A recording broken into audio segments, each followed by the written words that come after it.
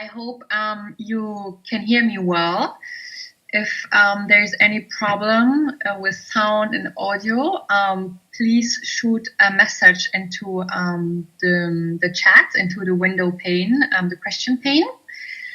Sorry for the delay. We had to figure out a couple of connection issues, but I think we seem to be good now.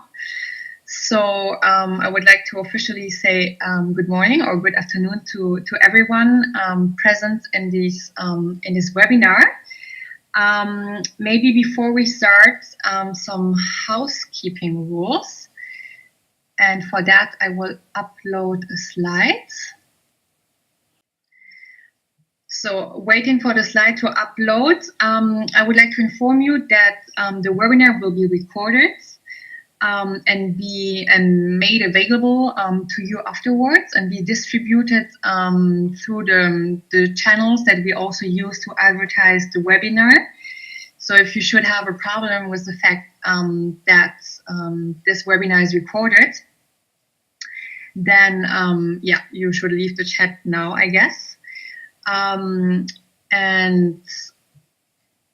otherwise, this will be made public, as I said.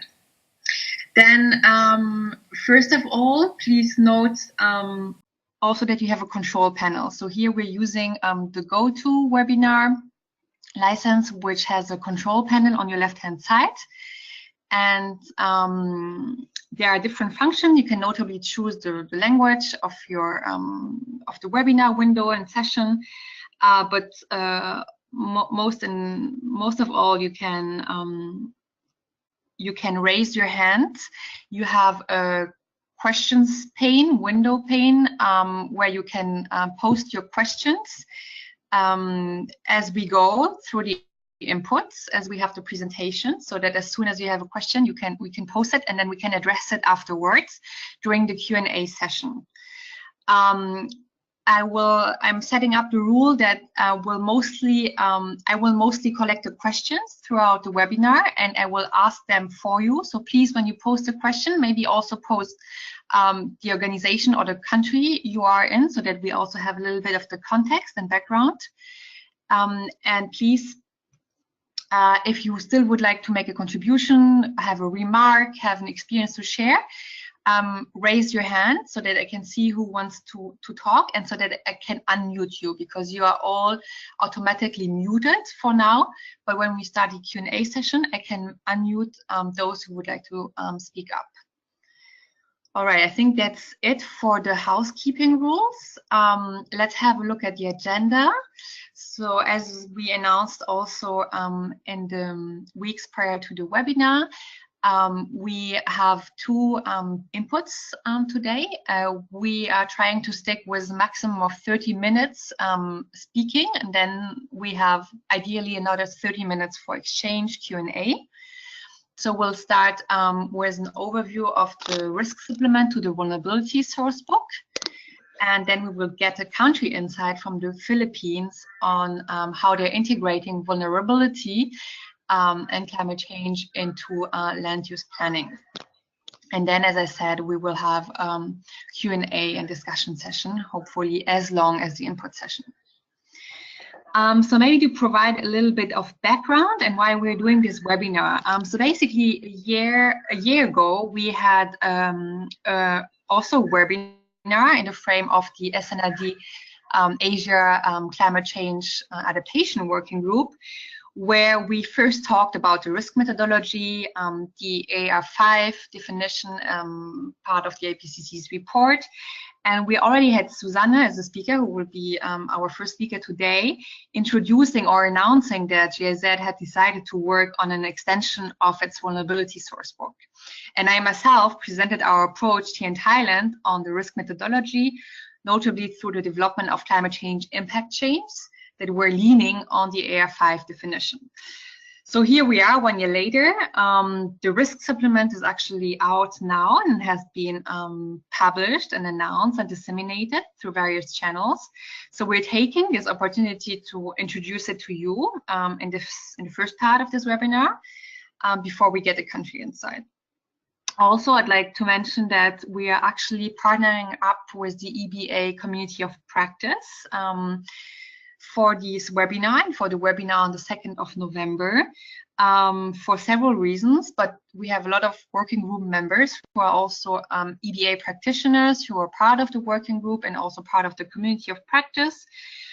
So we thought that it would make sense to spread the webinar and the announcement of these webinars through both our networks and to organize them jointly. The EBA Community of Practice has also been offering some webinars this year already, and they were planning one on risk assessments in the EBA context. So it fits quite well. So this is the first one, and on 2nd of November, we will have a second webinar that will look at risk assessment specifically in the EBA context, whereas today we're looking more at risk assessments in the policy NAP context. And I'm very pleased to see that we have quite some attendees that are also a little bit from all around the world. We have people from, of course, Asia, since we are the SNID, so GIZ Sector Network Asia. We also have colleagues from Germany, I can see, and yeah, a couple of other representatives from institutions. And before I leave the floor to our first speaker, let me just introduce them. So we will have Susanne Schwan as our first speaker. Susanne is an advisor for climate change adaptation at GIZ headquarters in Ashbourne and has been working there for around 6 years. She is what we call a planning officer in the Competence Center Climate Change and Environmental Policy, and she mostly advises projects on climate policy, climate risk management. And before that, she also worked within GIZ in the sector program Climate, where she also was involved in the development of the sourcebook vulnerability, and she was also involved in the conception and the methodology around the development of the risk supplements. So that's why we're having her today to introduce to us the risk supplements. And then the country insights will be held by and presented by Ms. Cecilia Astilla, who is the GIZ senior advisor in the Philippines. It was initially meant to be a representative from the Philippines Housing Land Use Regulatory Board. But according to the latest update, it will be difficult to get Ms. Diaz on board. So Ms. Astilla will kindly take over. Cecilia is a GIZ senior advisor and a specialist in rural development and human resource development. And she is working a lot with the Philippines Housing and Land Use Regulatory Board. Yes, and will tell us more about the Philippines approach in integrating risk into land use planning policies. So without no further ado, I will leave the floor to you, Susanne, and make you present her.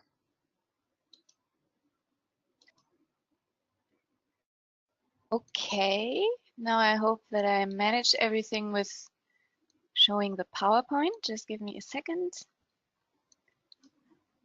You can hear me, right? Very well. Okay, perfect. And I think now you can also see the presentation. Yeah, it's up on my screen and it should be up on everybody else's screen. If you have any problem, please feel free to shoot it through the chat. Okay, perfect. So thank you very much, Marie, for the introduction and for handing over to me. As you said, I will give a very brief introduction to the risk supplement. So risk assessments as a basis for adaptation policy. I will briefly present the new approach, and then also based on our experience with the vulnerability sourcebook, I will just give you some brief insights where we see the benefits of this approach for decision-making and for adaptation policies, because we think that could be helpful as well. Yeah, basically that is the agenda. I explained the approach of the sourcebook vulnerability and the risk supplement, because actually they only work together. What is the sourcebook and the risk supplement? Why did we develop it, and how does the approach actually look like? And then, as I said, I give you a brief insight on some benefits or some of our learnings we have so far. So what is the sourcebook vulnerability? First of all, it's kind of a standardized, modular and practice-oriented approach for vulnerability and now also for risk assessments. As I said, the vulnerability sourcebook still serves as the main guidance, and in the risk supplement is an addition to the source book, which helps you applying the same methodology and guidance to the new risk concept, which was introduced by the last or the 5th assessment report of the IPCC. The source book is scalable to different regional levels, sectors and contexts, and also timeframes. That was really important for us when we developed it, because we are in GIZ handling very different contexts where we do vulnerability assessments, from local, very local assessments on community level, also to national level climate risk or vulnerability assessments.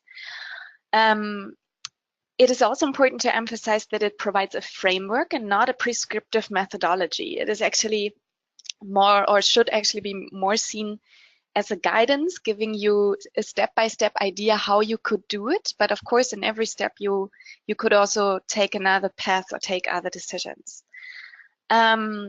And what is also kind of new about what was new when we published the source book was that it allows for the application of vulnerability and now also for risk assessments for M&E of adaptation. So through the approach of repeating vulnerability assessments, which are documented and in a very transparent manner, it helps you or could help you to also analyze impact of adaptation measures on very different scales. Yeah, and when I talk about the approach now, maybe first, why did we actually develop the source book and also the risk supplement?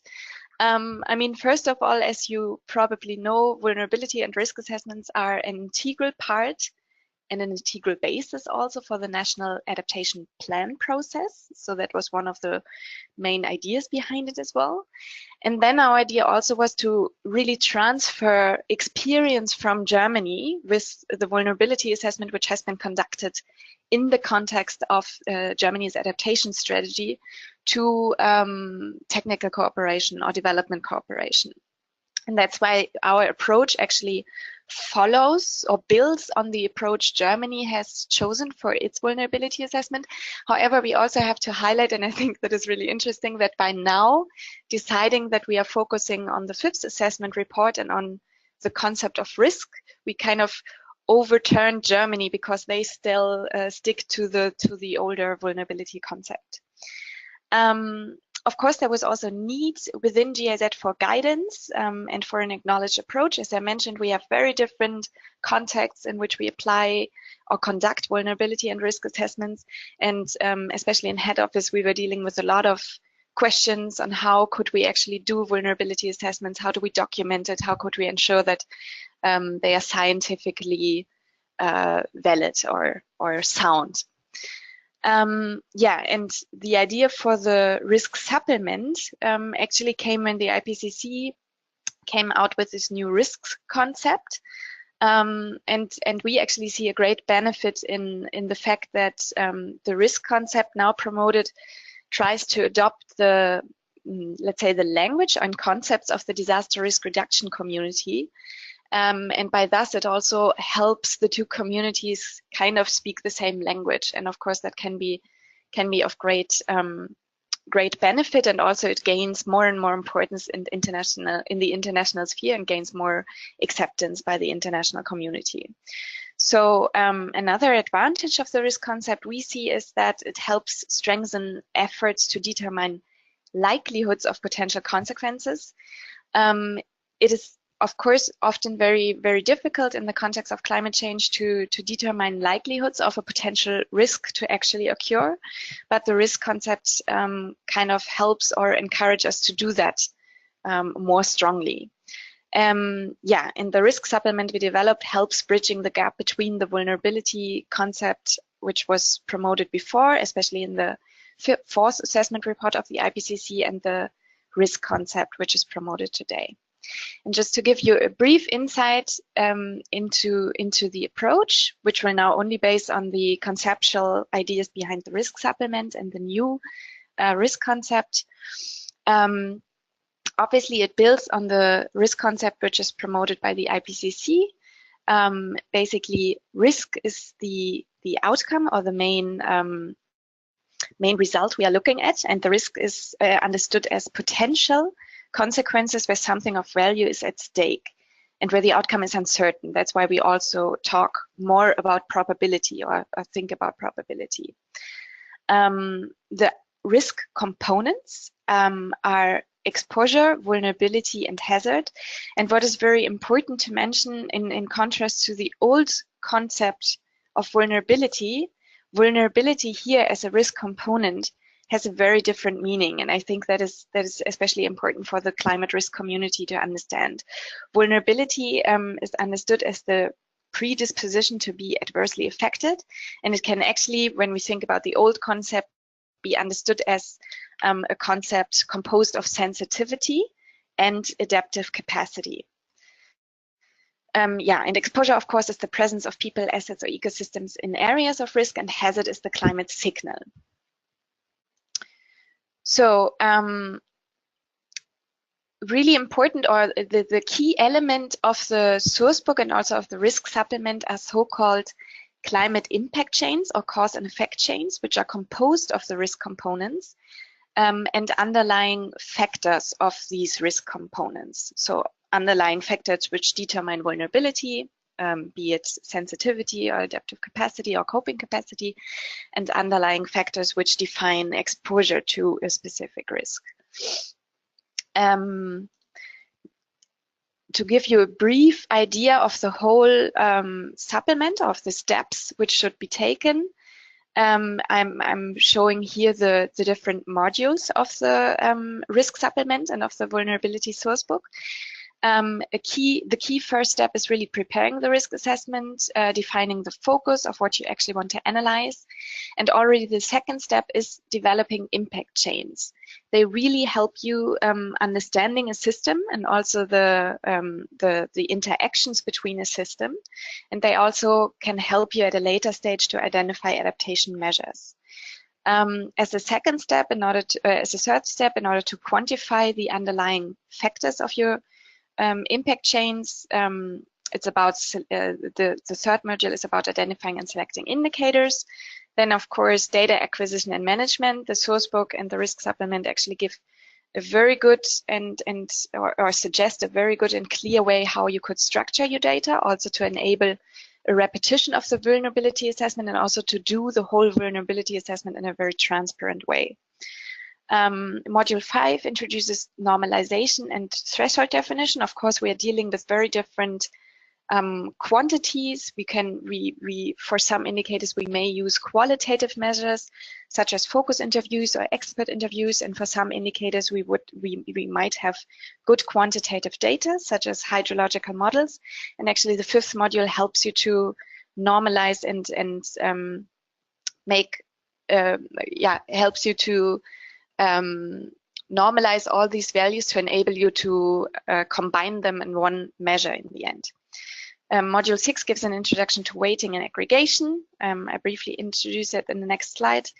And then as a last outcome, of course, we aggregate all the risk components to risk. And what should also not be forgotten is that presenting outcomes and how they are presented is key also for how to use these results. I briefly said that vulnerability impact chains also help you to identify adaptation measures. This is just to briefly visualize where adaptation actually kind of comes in. Most importantly, obviously, adaptation helps to decrease either sensitivity or helps to increase adaptive capacity. And in rare cases, of course, adaptation can also help to decrease deposure. That's why we also have only have a dotted line here, because exposure can actually only be reduced if you, for example, migrate or move people to other places or move assets of value to other places. So it's very rare that we deal with exposure, but sometimes, of course, we do that as well. So what I said in the beginning, of course, the main outcome, many people and also many policymakers are looking at a quantitative outcomes or a quantification of risk. So in the end, the risk supplement helps you to aggregate all your risk components and the underlying factors. We use weighted arithmetic aggregation for that. That is explained in detail in the risk supplement. And I only want to mention a word of caution. We've seen a lot of cases where actually the whole process of developing impact chains and discussing indicators, etc., may be even more important than just the composite indicator of risk in the end. And it can also be, let's say, the risk indicator can hide very important underlying factors. That's why we also often highlight and state that what should be communicated in the end is not only the risk indicator or the index, but also its underlying component to really show different dimensions. And especially, for example, if you repeat a vulnerability assessment in order to monitor your adaptation measures, it is really important to see what has actually changed, which indicators have actually changed and what has worked. The bare number of risk can probably doesn't give a lot of insight into that. So now very briefly on some key learnings for decision-making and adaptation policies. What are the benefits of the approach? As I said in the beginning, the key elements of the source book and also of the risk supplement are impact chains.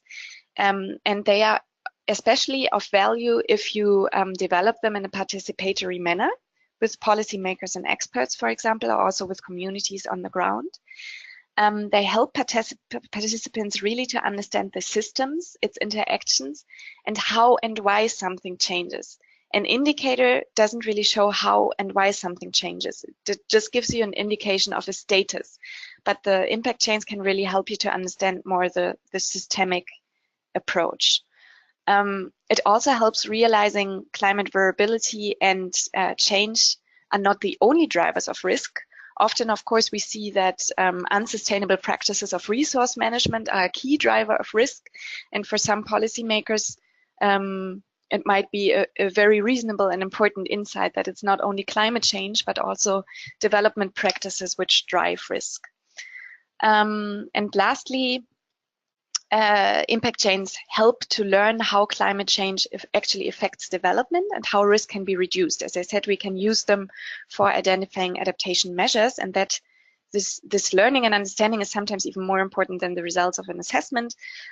We had, for example, a very nice example from Thailand where they had sectors together to develop the impact chains and the realization during that development how important it is that sectors cooperate between each other and that you cannot see every sector in silos when it comes to adaptation. So you could also say that the path is actually the goal or one of the goals conducting risk assessments. And last slide, some further benefits we see, especially when you develop impact chains in a participatory manner. Involvement of policymakers and participants increases the acceptance and the use of the results for actually policymaking or decision making. We should bear in mind that results are often used for political purposes. Sometimes vulnerability assessments are conducted with a clear idea in mind to, for example, invest in big infrastructure. And if a vulnerability assessment gives some uncomfortable, let's say uncomfortable results for that particular purpose, you can be quite sure that when you involved participants and when you have a transparent approach how you do your risk or vulnerability assessment, that results are much better used and when the underlying approach is understood. So involvement is also really the basis for legitimizing or for the legitimization of costly adaptation measures. And we also here have a very nice example from Tanzania, where we conducted a risk assessment. There was a basin water board officer who actually wanted the risk assessment to, as I said, to argue for big infrastructure and for additional finance. But the results demonstrated that small and medium-sized measures may be very effective in the water basin where the risk assessment was applied. And in the end, and we think it's mainly due to his participation, he had buy-in in the approach and also ownership for the results, and the results were actually used for developing small and medium measures. So that's from my side. I'm happy to answer questions later after the second presentation.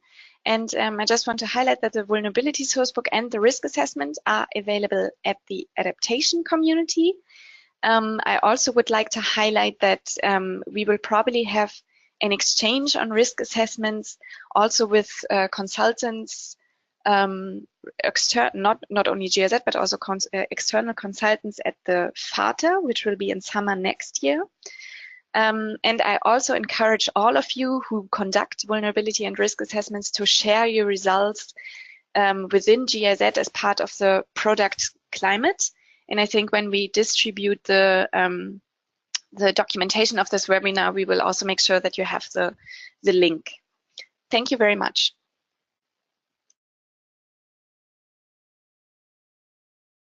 Thank you very much, Susanna, for the very interesting inputs. And so basically we conducted or we organized the webinar in such a way as to have a little bit, let's say, the theory first to start off with, right, on the risk approach and how the risk supplement now leans on this risk approach.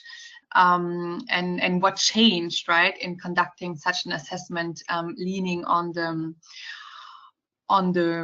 IPCC's definition and approach. And now we want to actually look at a concrete case. As I mentioned in the introduction, we will have an input from the Philippines on exactly this, namely the integration of the risk approach into a concrete sector and policy sector, notably the disaster risk reduction sector and the land use planning. And so with no further ado, I will give the floor to Cecilia, who will kindly present the slides from Nora Diaz, who was initially meant to present that. Cecilia, the floor is yours. Thank you very much, Marie. Good afternoon, everyone. Presenting how the House regulatory attempts to maintain disaster risk analysis for planning in the Philippines, an example unit in the province of Mindoro. Next slide, please.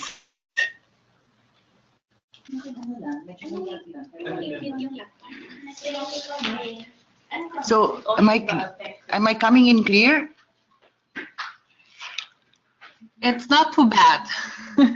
Let's go ahead. Okay, the second slide. Siya nag-manage, di ba? Okay, the second slide shows us that in the process of updating or doing the comprehensive land use plan at the municipal or town level, the climate change and disaster risk analysis happens in the fourth step of the 12 step in doing the comprehensive land use planning, and climate change disaster risk analysis happens at the situational analysis step, which is the fourth.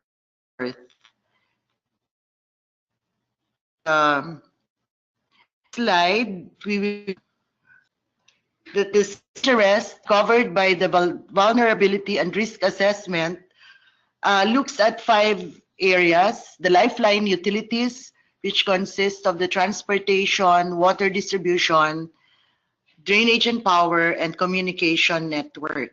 The second area would be the communities, and this would be the schools, hospitals, the rural health units, and the local government unit buildings. Of course, the systems in the area, resource-based production is being undertaken. This would mean the agriculture, the forest lands, the coastal and marine fishery resource area. And then for the urban, that would mean the built environment, which covers residential, commercial, industrial, tourism, sanitary waste management facilities, and cemeteries. And lastly, we also look at the population, where they are located, number of potentially affected persons.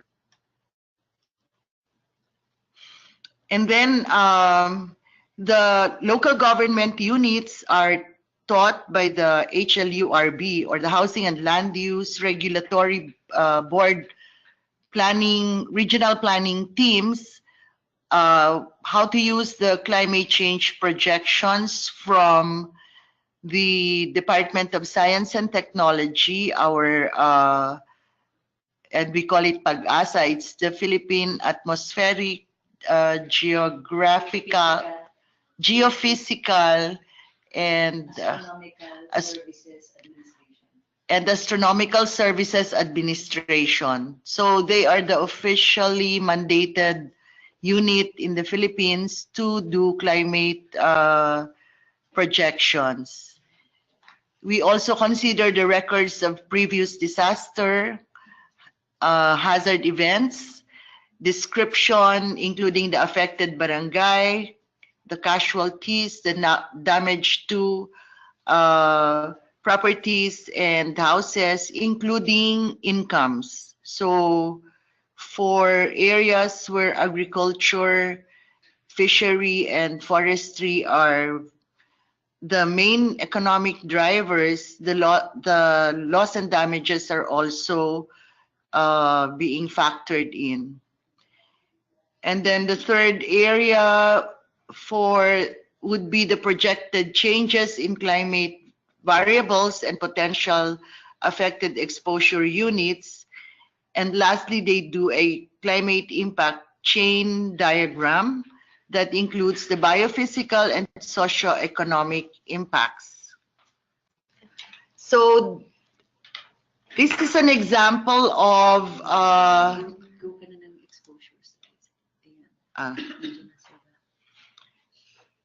so this shows us, this slide shows us what would be the data that's included in the exposure, in the sensitivity and adaptive capacity.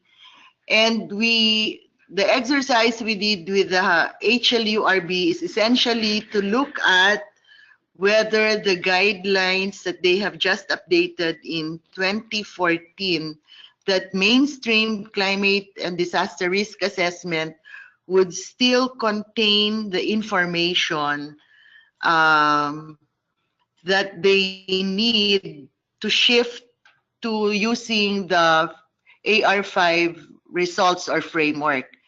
And we have found out that the same information, what you have in exposure, sensitivity, and adaptive capacity would still be present using the AR5. You might be noticing that there is the literacy.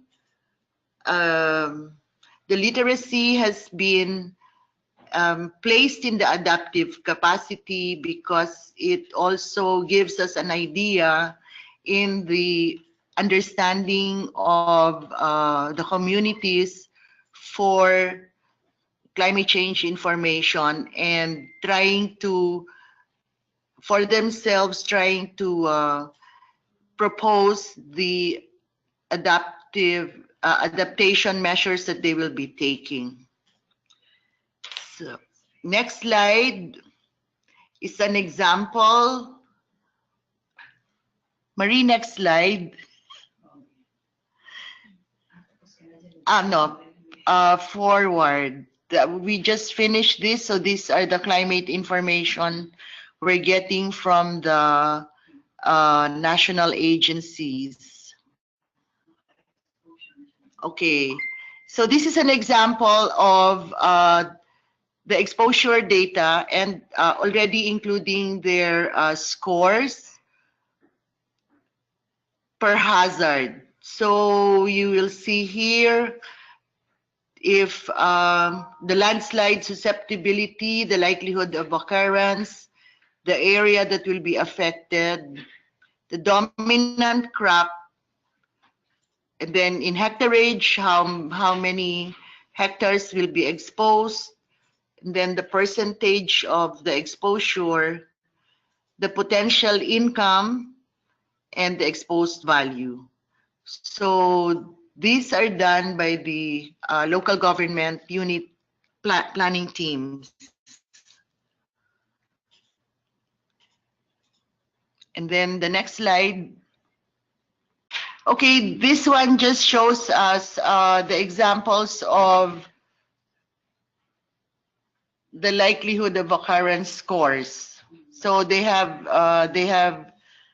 compute for this and then they put a score on it.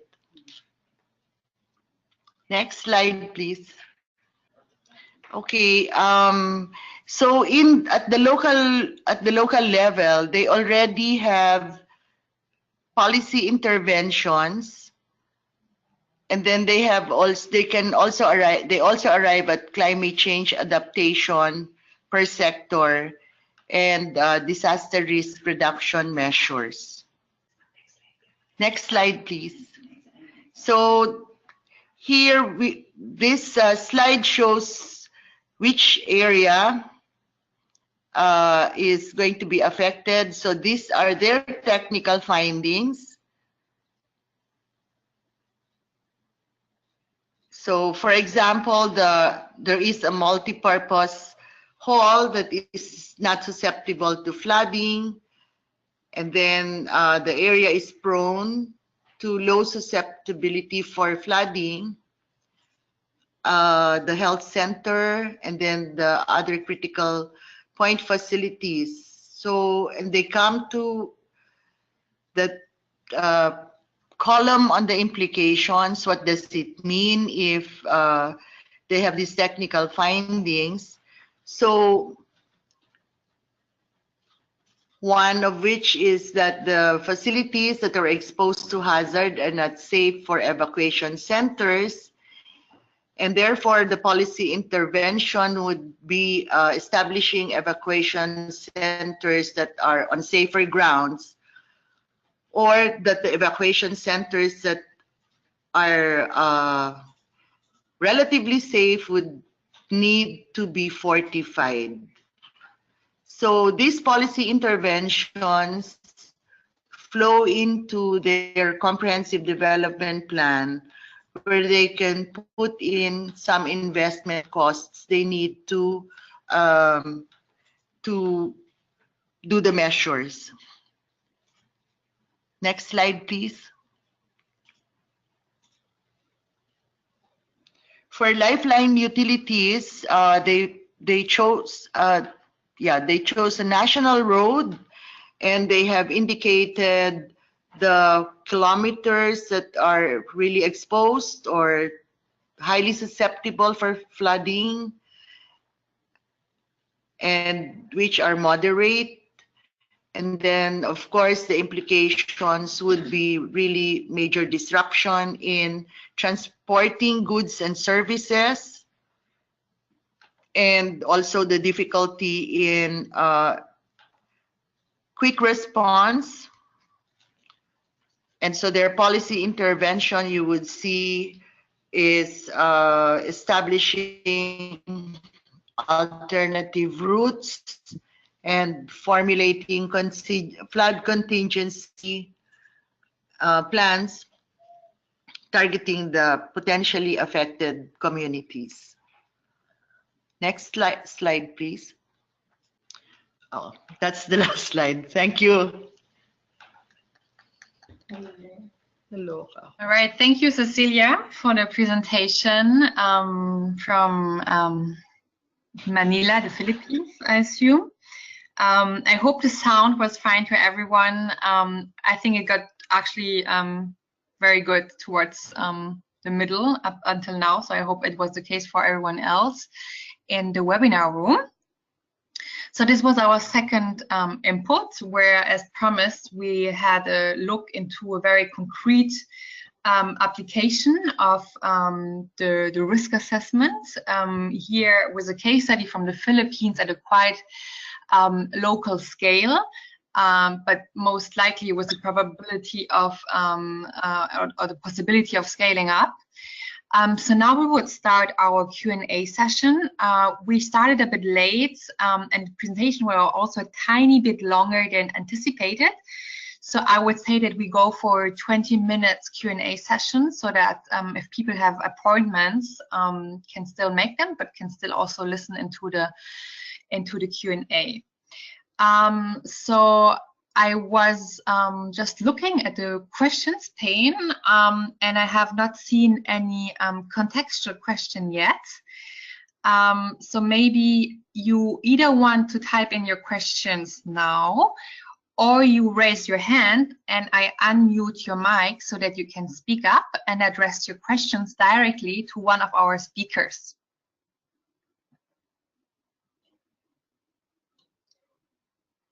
Is there anyone in the chat room who would like to ask a question to either Susanna or Cecilia? I still don't see anyone. Maybe I will start off with a question, because I actually have one for Cecilia, for our colleagues in the Philippines. I really thought that your presentation was very interesting. And I was wondering about two things. You mentioned that basically switching from AR4 to AR5, so including really the risk approach, didn't change a lot in the data you needed to collect. But then you also mentioned that you included loss and damage. So I was wondering whether the loss and damage dimension was captured in the risk factors. This would be my question number one. And then I was also wondering who you meant by they. When you presented the exposure factors and the scoring, notably, you said that they scored and they also basically agreed on the most susceptible or exposed factors. Were these the local leaders, the local land use planners? Like, with whom did you basically agreed on the exposed elements and also their susceptibility to physical climate impacts? That would be my two questions.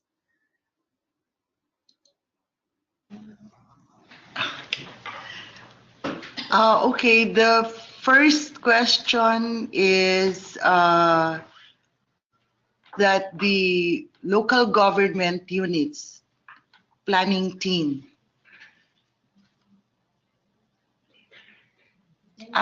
Sorry, on the loss and damage, it's from the physical impacts.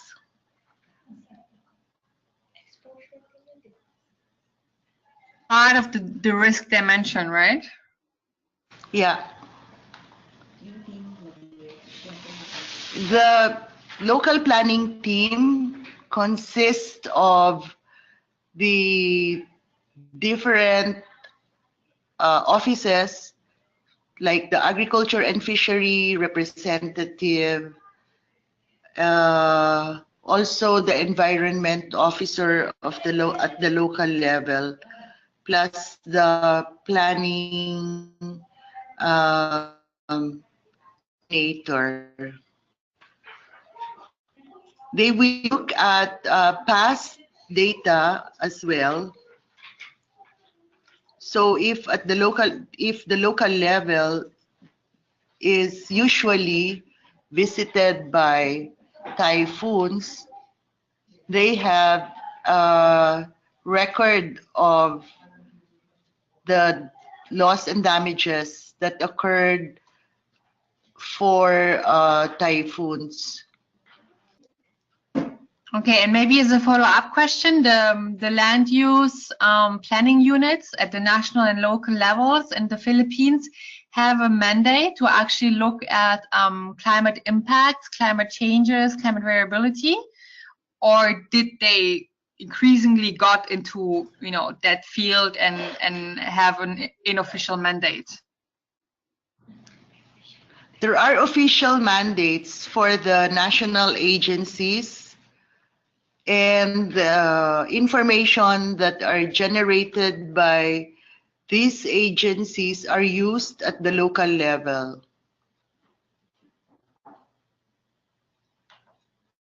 All right. Thank you, Cecilia. Are there any other questions? I still can't see any question in the question pane. Actually, Marie, can I just speak? Yeah. This is Suzanne. Actually, if there's no questions from the participants, I would have a question to the participants, and I hope they would answer, because I would be interested who actually currently conducts a vulnerability or a risk assessment, or who has already conducted one. Because for us in head offices, it is of course always very helpful to get an overview where vulnerability or risk assessments are being conducted. So if so, I would be very grateful if you could either raise your hand here or send us an email. But it would, if there is someone who already conducts one, it would also be interesting to learn if you decided for vulnerability or for a risk assessment, and if so, why?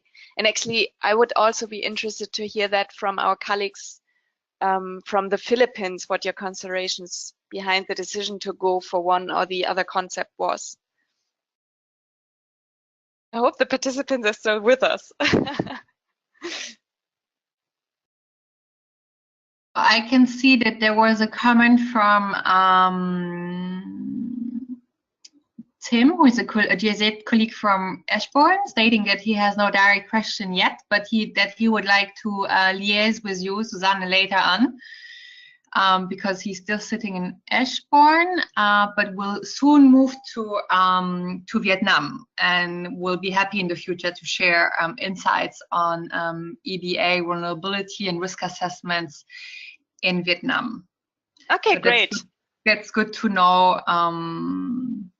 Yeah, that's good to know for future webinars, for sure, and for future exchanges. And also Harold, another colleague from Vietnam, is stating that actually Vietnam, did EBA vulnerability assessments in the country. I think it was done by GIZ. Yeah, I think that, it was done probably also with support from our colleagues. As I said before, it would also be great if you could share your results in the Produktklima,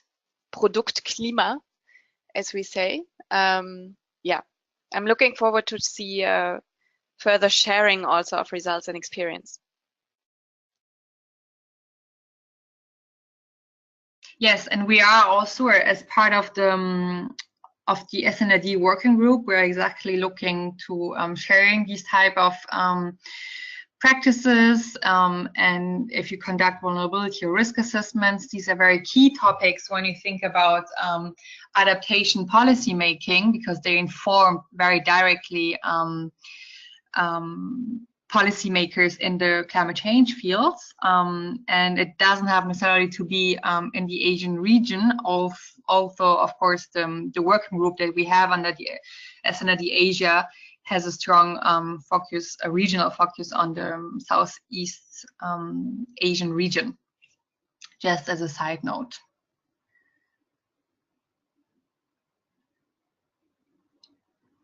Okay, I'm still not seeing anyone raising his hand.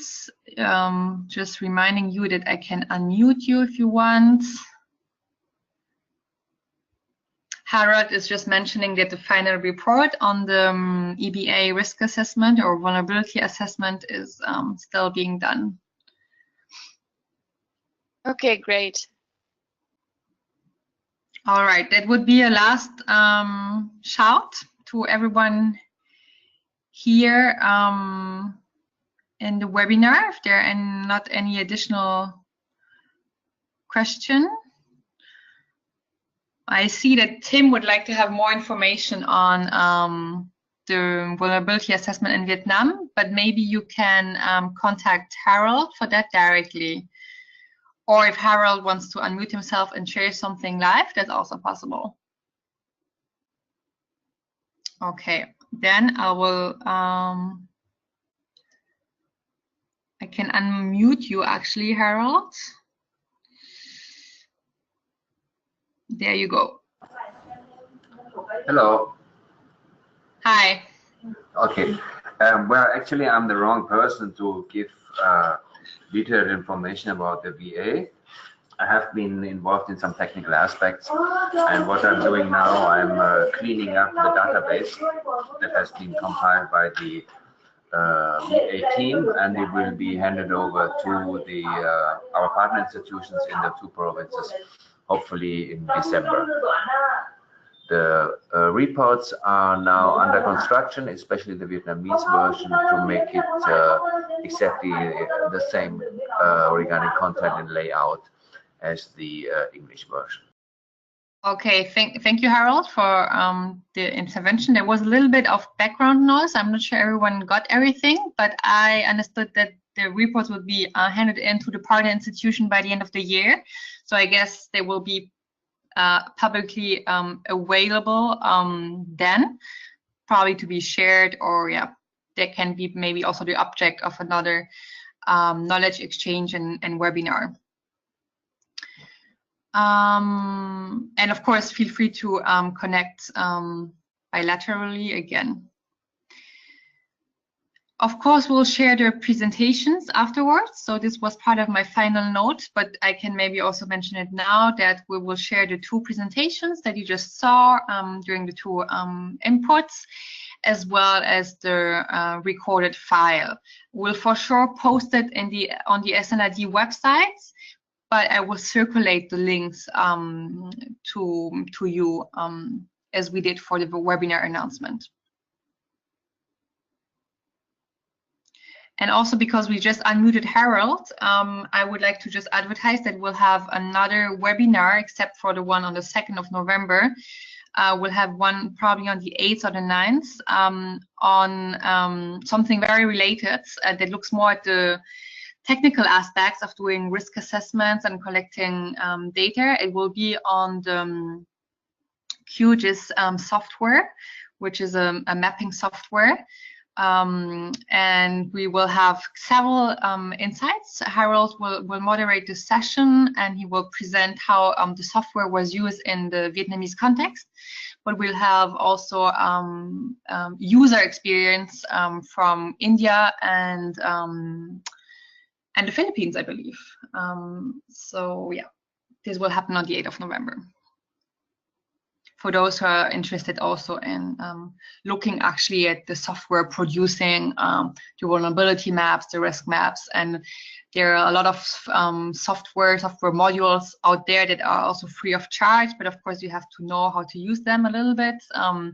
And so we'll not have a full-on webinar training you to use these softwares, but we'll show some applications and also some lessons learned, best practices in using the software. That might be also something very interesting for partner institutions and governments that you're working with or supporting. All right, is there any other question? There are no hands raised. I can't see anything in the question pane neither.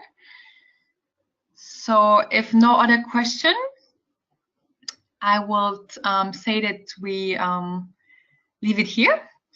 Thank you everyone for attending this webinar. We, as I mentioned, will make available the presentations and the recorded file.